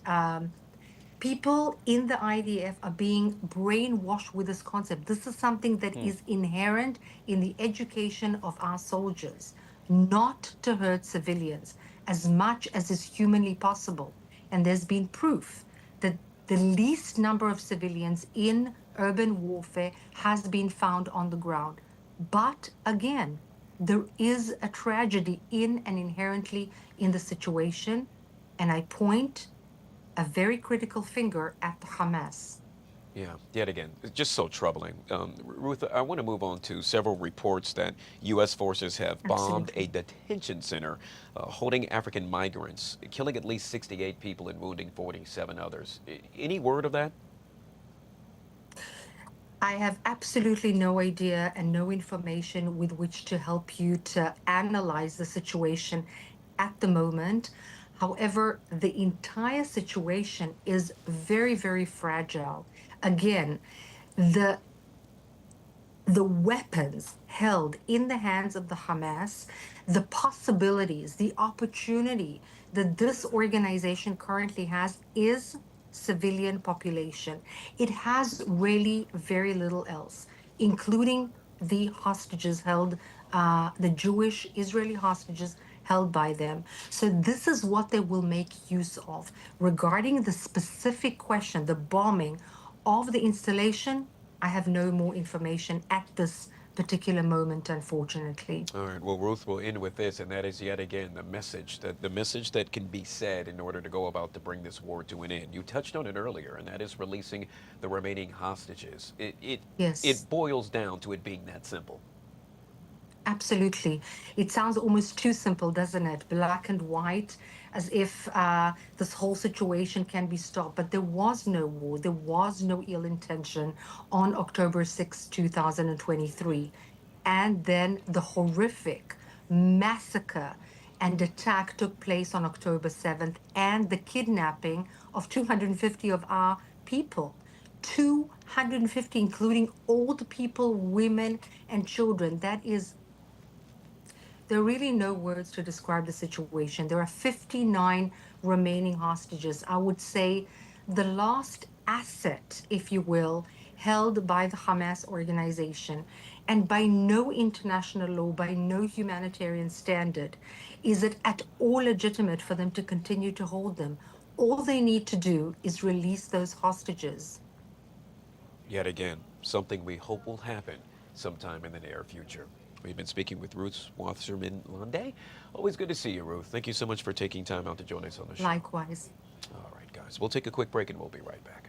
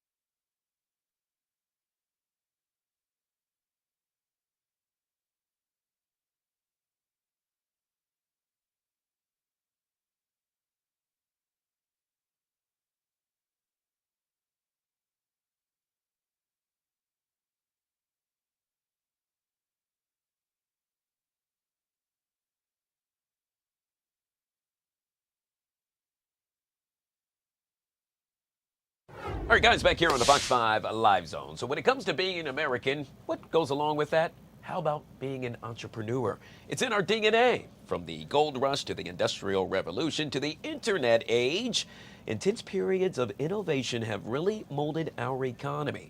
With that said, the past few years have, well, we've seen some of the toughest ones ever for business owners in the U.S., which leads me to this. The best, largest cities to start a business as highlighted by Wallet Hub. And when it comes to Wallet Hub, we got our guy, Chip Lupo, back here on the Live Zone. Good to see you, Chip. Happy Monday. Happy Monday to you too, Guy. All right, let's talk business. In this case, starting best large cities to start a business in 2025. I'm just going to get right to it, Chip, and that is I am so depressed and so upset because at the bottom of that list is our city of Washington, D.C. Yeah, guys, interesting because a week ago, you guys were doing victory laps over the innovation where the or the inside the Beltway area did extremely well. Not so much the case when it comes to starting a business. Washington, D.C. ranked dead last, 100 out of the 100 cities that we evaluated, and we based that on business environment, access to resources, and business costs. Now, Guy, as you might expect, where D.C. fell very, very low was in business environment and in business costs. Office space affordability is sky high in the D.C. area. Labor costs are sky high. Prevalence of investors, not so much. Yeah, just but overall the climate is, and it's not, it's a very, very low business survival rate also. Yeah. But what DC does have going for it, oddly enough, is that there is enough capital there to start businesses. But for whatever reason, again, a lot of it may have to do with the bureaucracy that goes into starting a business. There's a lot of red tape and permits involved there. Sure. But there's a lot of money out there. It's just the businesses don't seem to get off the ground and thrive. Chip, I got about a minute left. We're going to have to take it to the White House in just a second. But before I do so, I'm hoping you could tell us the city locally that happened to fare the best with regard to this study. Well, it's kind of a sliding scale. With Baltimore, Maryland was 87th overall, slightly less expensive compared, 43rd in business costs, but again, 83rd in business environment. Labor costs are pretty high. Not much growth, and also not a very good 5-year business survival rate. All right, there you have it. Mr. Chip Lupo, All Things Wallet Hub, joining us right here on the Live Zone. I know we made it a short stint today, Chip, but truly appreciate your time. Always a pleasure, Guy. Talk to you soon. Let's take you to the White House. As you just heard me make mention, the White House Press Secretary, Caroline Leavitt, actually addressing the media. I believe it surrounds all things with regard to new media. Let's take a listen.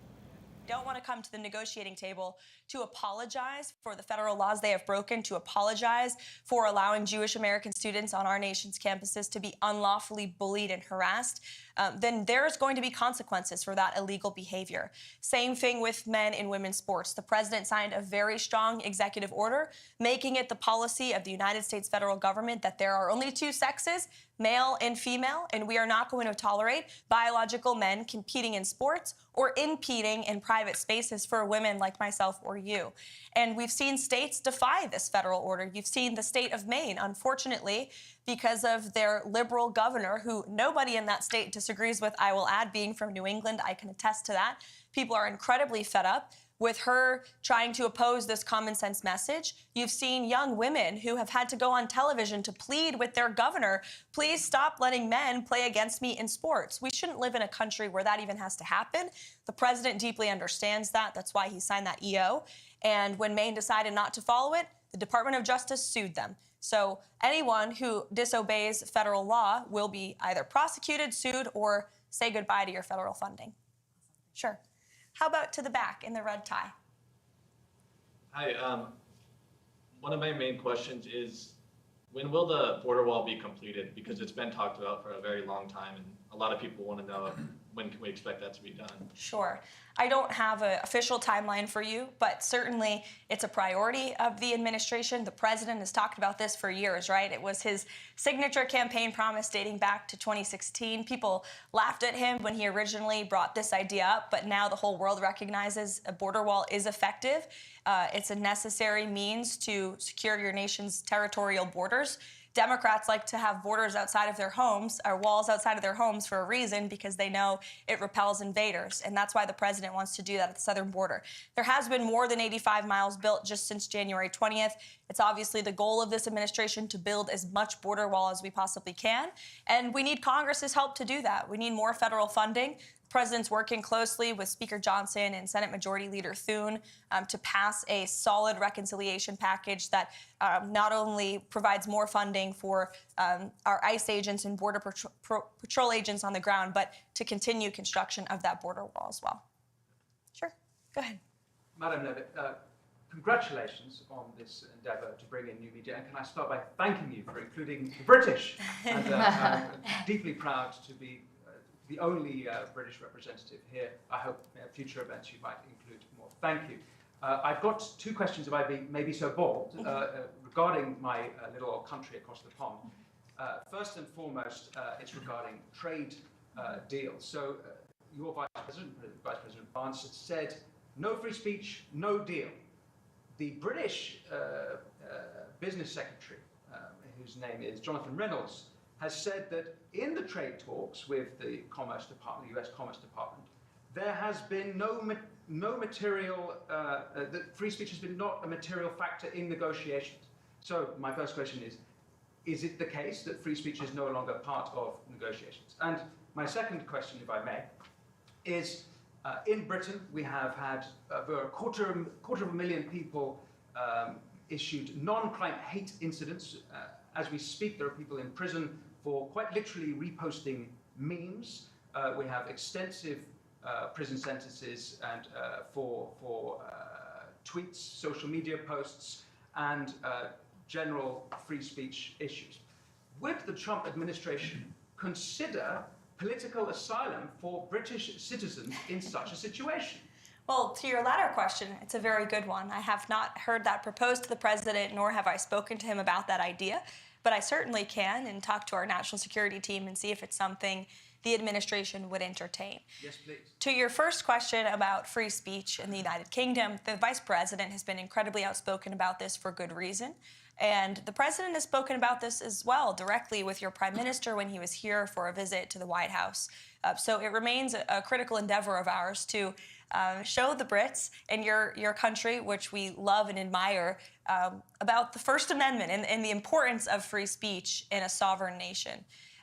As for the trade talks, I understand they are moving in a very positive way with the United Kingdom. I don't want to get ahead of the president or our trade team and how those negotiations are going, but I have heard they've been very positive and productive with the United Kingdom. And I will say the president always, both publicly and privately, speaks incredibly highly of your country. He has a good relationship with your prime minister, though they disagree on domestic policy issues. I've witnessed the camaraderie between them firsthand in the Oval Office, and there is a deep mutual respect between our two countries that certainly the president upholds. Thank you. You're welcome. Mr. Spicer, it's good to see you here. My predecessor. Yeah, well, you know, had to swing by and say hi. Thank you for doing this. I think it's marvelous what you guys have done to bring in new voices, and it shows, it reflects the president's commitment to transparency and to bring this in. So I've got two quick ones for you. The first is you mentioned reconciliation. Beyond that and what he hopes to get out of that, considering how slim the House majority is, what other legislative priorities does he want to see codified in law before this Congress adjourns? Mm-hmm. It's a really good question, Sean. I think reconciliation is the first and foremost question on the president's mind right now. It's a huge deal. We have to get it done. He's working closely with Congress. In fact, he's meeting with Speaker Johnson, I think, in a few minutes today in the Oval Office to discuss this very bill and measure. Aside from reconciliation, which we hope and are very confident will include more funding for border wall construction and mass deportations, as I mentioned earlier, but it's also very important that we get tax cuts passed. That is the second step in the Trump economic agenda. The president has used every executive lever he can to slash burdensome regulation, and we continue to do that every day across every agency. Administrator Zeldin is doing a fantastic job at the EPA, I may add, but every cabinet secretary is getting rid of regulation very seriously. The president is certainly working on unleashing American energy to drive down costs, but tax cuts are a critical component of really seeing the Trump economic formula be put together. So he wants to see tax cuts passed in this reconciliation package. That includes no tax on tips, no tax on Social Security, no tax on overtime, no tax on Social Security for our seniors, of course, too. As for other measures that would be codified into law, certainly we've seen the president put forth common sense executive orders and take really common sense executive action that we would love Congress to take further action on to ensure that the president's executive actions can remain long after his tenure. So you don't have another president come in here in 8 years and undo some of the executive work that the president has worked so hard on. So we want Congress to continue getting to work, but we got to get this reconciliation bill passed first. Thank you. The second thing I have is just a question I get a lot, and I figured that's to address to you. You've done a phenomenal job opening up the briefing room, bringing in new voices, the president's commitment during the campaign to do long-form podcasts. was, I think, extremely helpful to this new media environment that we live in. But a lot of conservatives will ask me, why does he sit down with people like Terry Moran of ABC or Jeffrey Goldberg of The Atlantic? What is the rationale behind that, rewarding people who have very vehemently expressed disdain for him personally? Because the president is unafraid, and he is inspired by competition, and he likes to talk to people face to face. And I think that's one of his best attributes and qualities.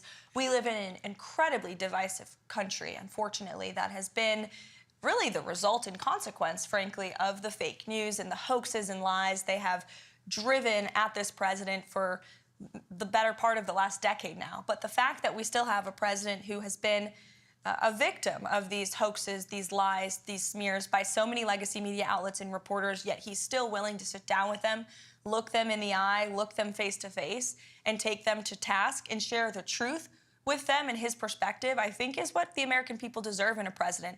And it's certainly a stark contrast to what we had in the previous administration, a president who was hiding, who actually used this beautiful South Court auditorium, which we're happy to be in today, but he used this like it was a fake Oval Office, weirdly, oddly. He was missing in action. He called lids at 2 o'clock in the afternoon. For those who don't know, a lid is when we tell the press to go home for the night. And he was doing that midday. That is not acceptable around here. I will tell you, we're working very early through the very late hours of the night. And the president's willing to talk to anyone, not just journalists who have really been posing as journalists but are actually left-wing activists, but also if you look at our adversaries and our competition abroad on a foreign policy scale, you know well in the first term, he went to North Korea. He talked to Putin directly. He talked to President Xi directly. The president believes in direct diplomacy, whether it is our adversaries and competitors around the world or left-wing activists like Jeffrey Goldberg.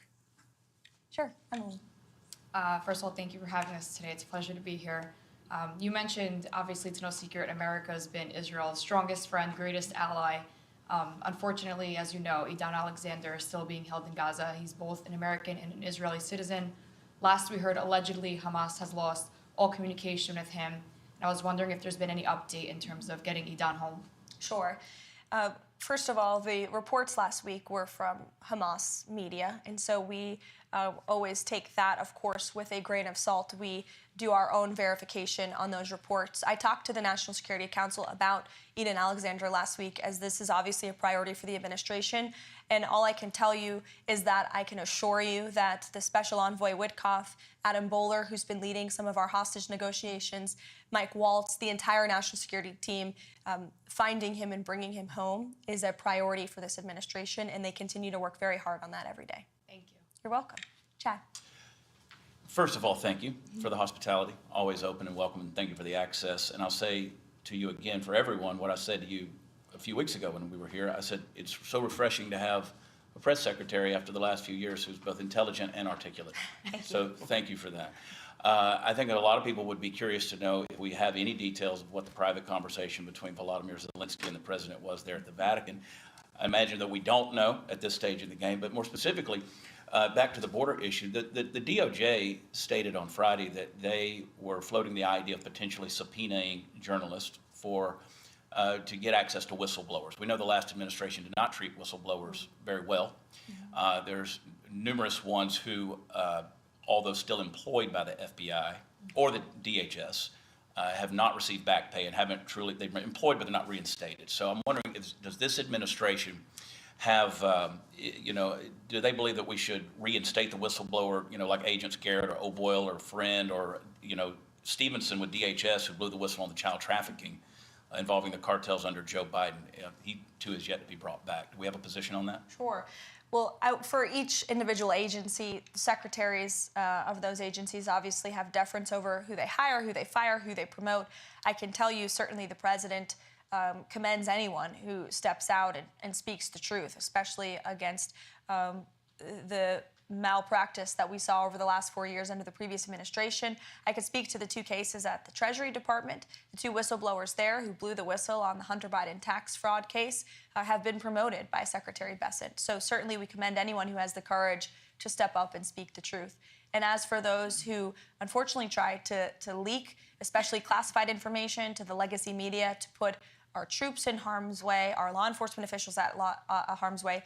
Leaks like that will not be tolerated. But those who are seeking to protect the truth will certainly be commended and applauded for that. Sure. Rogan, go ahead. Hi, Caroline. Good to see you again. Great to see you as well. Great job this morning, and as always, you're really crushing it. My question is about the Epstein files. And a couple months ago, the DOJ released what they called phase 1 of the Epstein files, and they announced that a lot of those files, the remaining files, probably the bulk of the files, are actually in the New York field office. They requested that they be returned the day after, and some legacy media reports show that not only were those files returned to the DOJ, but that hundreds of FBI agents are going through them day after day and getting them ready for public release. Do you have any updates from the DOJ or the FBI on when those files are expected to be released, and also when we might start seeing some arrests of the client list? Sure. I can assure you that the Attorney General and her team at the Department of Justice are working on this diligently. For a specific timeline, I'd have to check in with them, and we can certainly do that for you, Rogan, in the effort of transparency. But I will tell you, the Attorney General is a bulldog. She is someone you want on your team, and when she wants to get something done, she gets it done. I've seen her do it in various instances already in her time as Attorney General, and when she makes a promise, she keeps it. So I think I don't have a specific timeline on you for that, but I do know that they're working on it over there. Thank you. Sure. Go ahead. Thank you for having us here. I've noticed, this is kind of like a repeat of 2016, the legacy media has gone back to not reporting anything on President Trump. In the beginning, we had them reporting everything that he was doing. Now they're kind of going back again to not reporting everything that he is actually doing. I'm kind of the nerd when it comes to reporting. I'm not the headline news girl. I'm the nuts and bolts. I'm the policy type nerd. So what direction do you advise kind of me to go into, like the White House files that y'all send out every single day? Because that's what people are used to when they want to ask me questions. They want to know kind of like the nuts and bolts of everything. Secondly, I know going into the first 100 days, Johnson's meeting with President Trump today. President Trump has issued a lot of executive orders. What about codifying? Is that going to be a conversation President's going to have with him about possibly a timeline of just taking them from EOs into codifying them, into making them permanent, so we don't have another president that comes in, possibly a Democrat, that completely overturns everything that President Trump has done? Yes, as I spoke to Sean's question earlier, absolutely. We want Congress to get to work. First thing is the reconciliation package, like I said, border and tax cuts. That's on the president's mind. But of course, he wants to see Congress move to codify all of the incredible things and work that he's done via executive order. To your first question about the nuts and bolts, I wish more people in the legacy media were like you and didn't focus on the sensationalist headlines, but actually cared about the facts. The president is doing so many phenomenal things every day that will never be mentioned on cable news at night. Signing executive orders. We do our absolute best to message that, which is, again, why we're welcoming independent voices like yours with following on social media, because that's the best way to get those truths and those facts out there. We put out fact sheets on the daily about what the president is signing, and they do get into the nuts and bolts of each and every policy and each and every executive action that he's taking.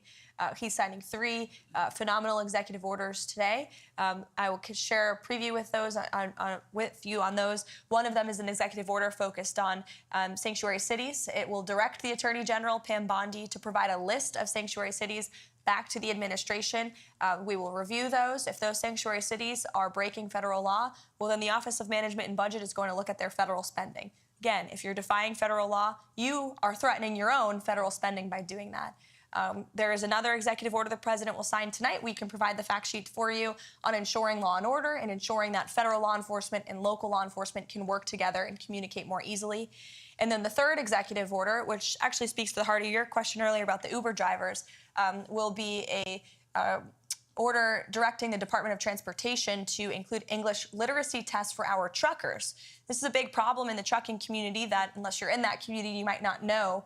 But there's a lot of communication problems between truckers on the road with federal officials and local officials as well, which obviously is a public safety risk. So we're going to ensure that our truckers, who are the backbone of our economy, are all able to speak English. That's a very common sense policy in the United States of America. So the president will be signing that later this afternoon. Yeah, you're welcome. To the back in the yellow tie. Thank you, Caroline. President Trump has recently made statements about eliminating the federal income tax and creating the External Revenue Service. When could we see that start to play out? Well, I will tell you, this is something the Secretary of Commerce and the Secretary of Treasury are both equally as excited about, as is the president.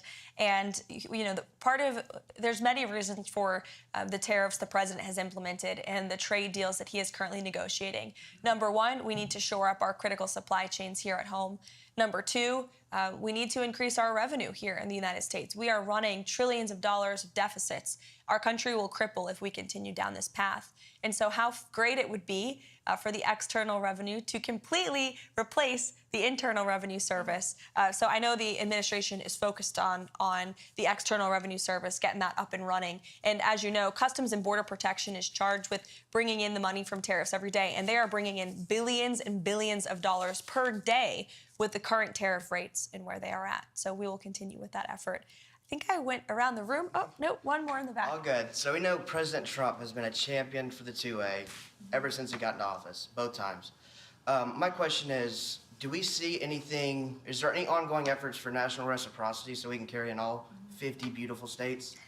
This is something the president talked about on the campaign trail for sure. We need Congress to do it. But the president will always support our law-abiding gun owners, and as you mentioned, is a ardent supporter of the Second Amendment. It's more important now than ever as we see violent crime rates in our inner cities. I've said this repeatedly over the past 4 years. The Second Amendment was never more important than when we had an illegal immigrant crime epidemic spiking in this country. Law-abiding Americans have a constitutional right to defend themselves, and the president absolutely supports that. But to national reciprocity, we do need Congress's help on that one. So thank you, guys. It's so good to see you. I could go around the room all day, but unfortunately, there's work to be done. Thank you for coming to our very first influencer briefing to kick off the first 100 days of the Trump White House. It's great to see you all here, and thanks for what you do. Thank you. Thank you. I'm going to walk off now. Caroline Levitt, dubbed what was known as an influencer briefing. She briefed the media, new media, among other things. Also talked about several of the executive orders that the president plans to sign sometime in the near future. Later this afternoon, to be exact, with regard to sanctuary cities, making sure that they are upholding the law. And she also touched on truckers, making sure that they, well, in essence, speak and or can read the English language and providing them with English literacy tests sometime in the near future. We'll take a quick break and we'll be right back.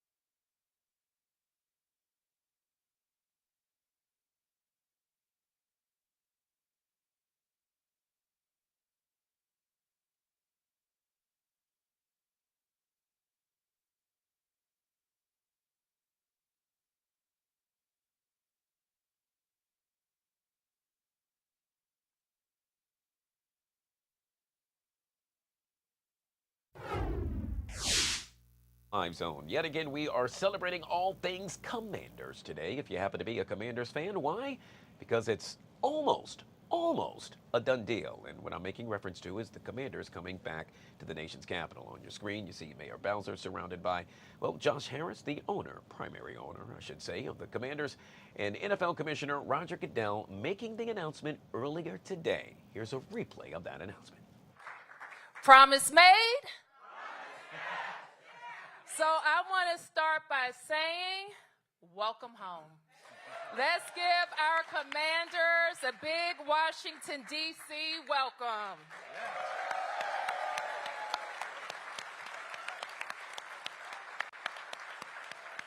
We are so happy to talk this morning about bringing our team home to the sports capital, back to RFK, where they belong. And I couldn't be more excited for our city, our team, and our fans. Josh and the entire team at the Commanders, thank you. We want to say thank you for not just buying our team, some would say saving our team, getting the team to the NFC championship for the first time in 33 years.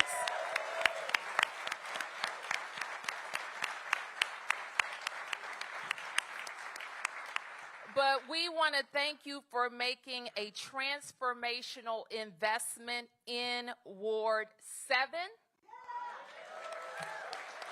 in our city, especially now, a time where we need it the most. Commissioner, I know you can't have favorites, but we know where you grew up. And this is a big deal.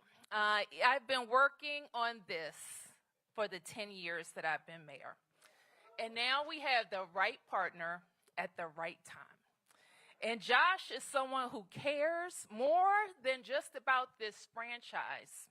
He cares about doing the right thing. And he likes to win. You've heard me say that before. He knows how to put together a winning team.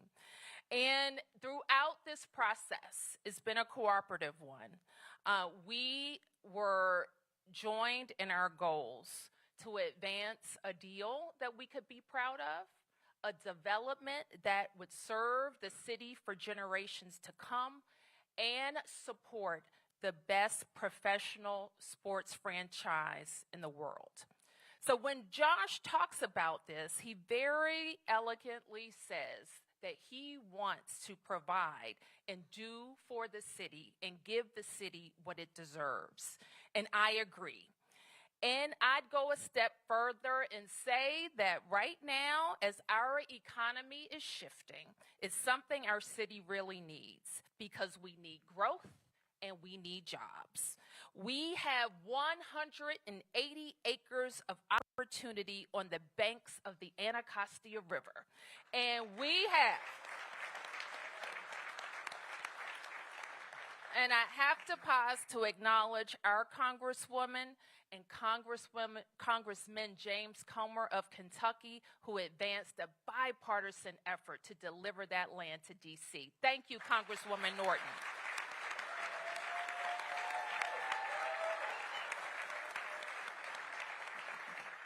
There you have it. Mayor Bowser, flanked yet again by Josh Harris, the Commanders owner, and Roger Goodell, the NFL commissioner, making that announcement earlier today that they are this close to fully bringing the Commanders back to Washington, D.C. Commanders would commit some $2.7 billion for that project.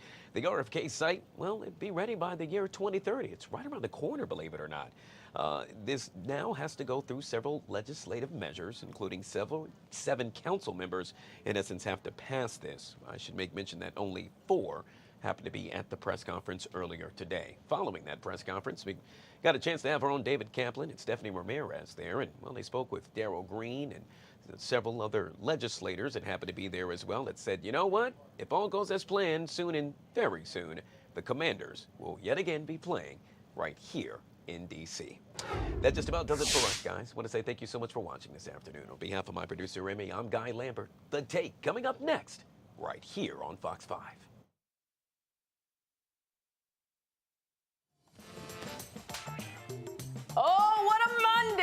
nothing happening around these parts. Welcome into the Take It 2. I'm Marina Morocco. 2 o'clock on the dot. And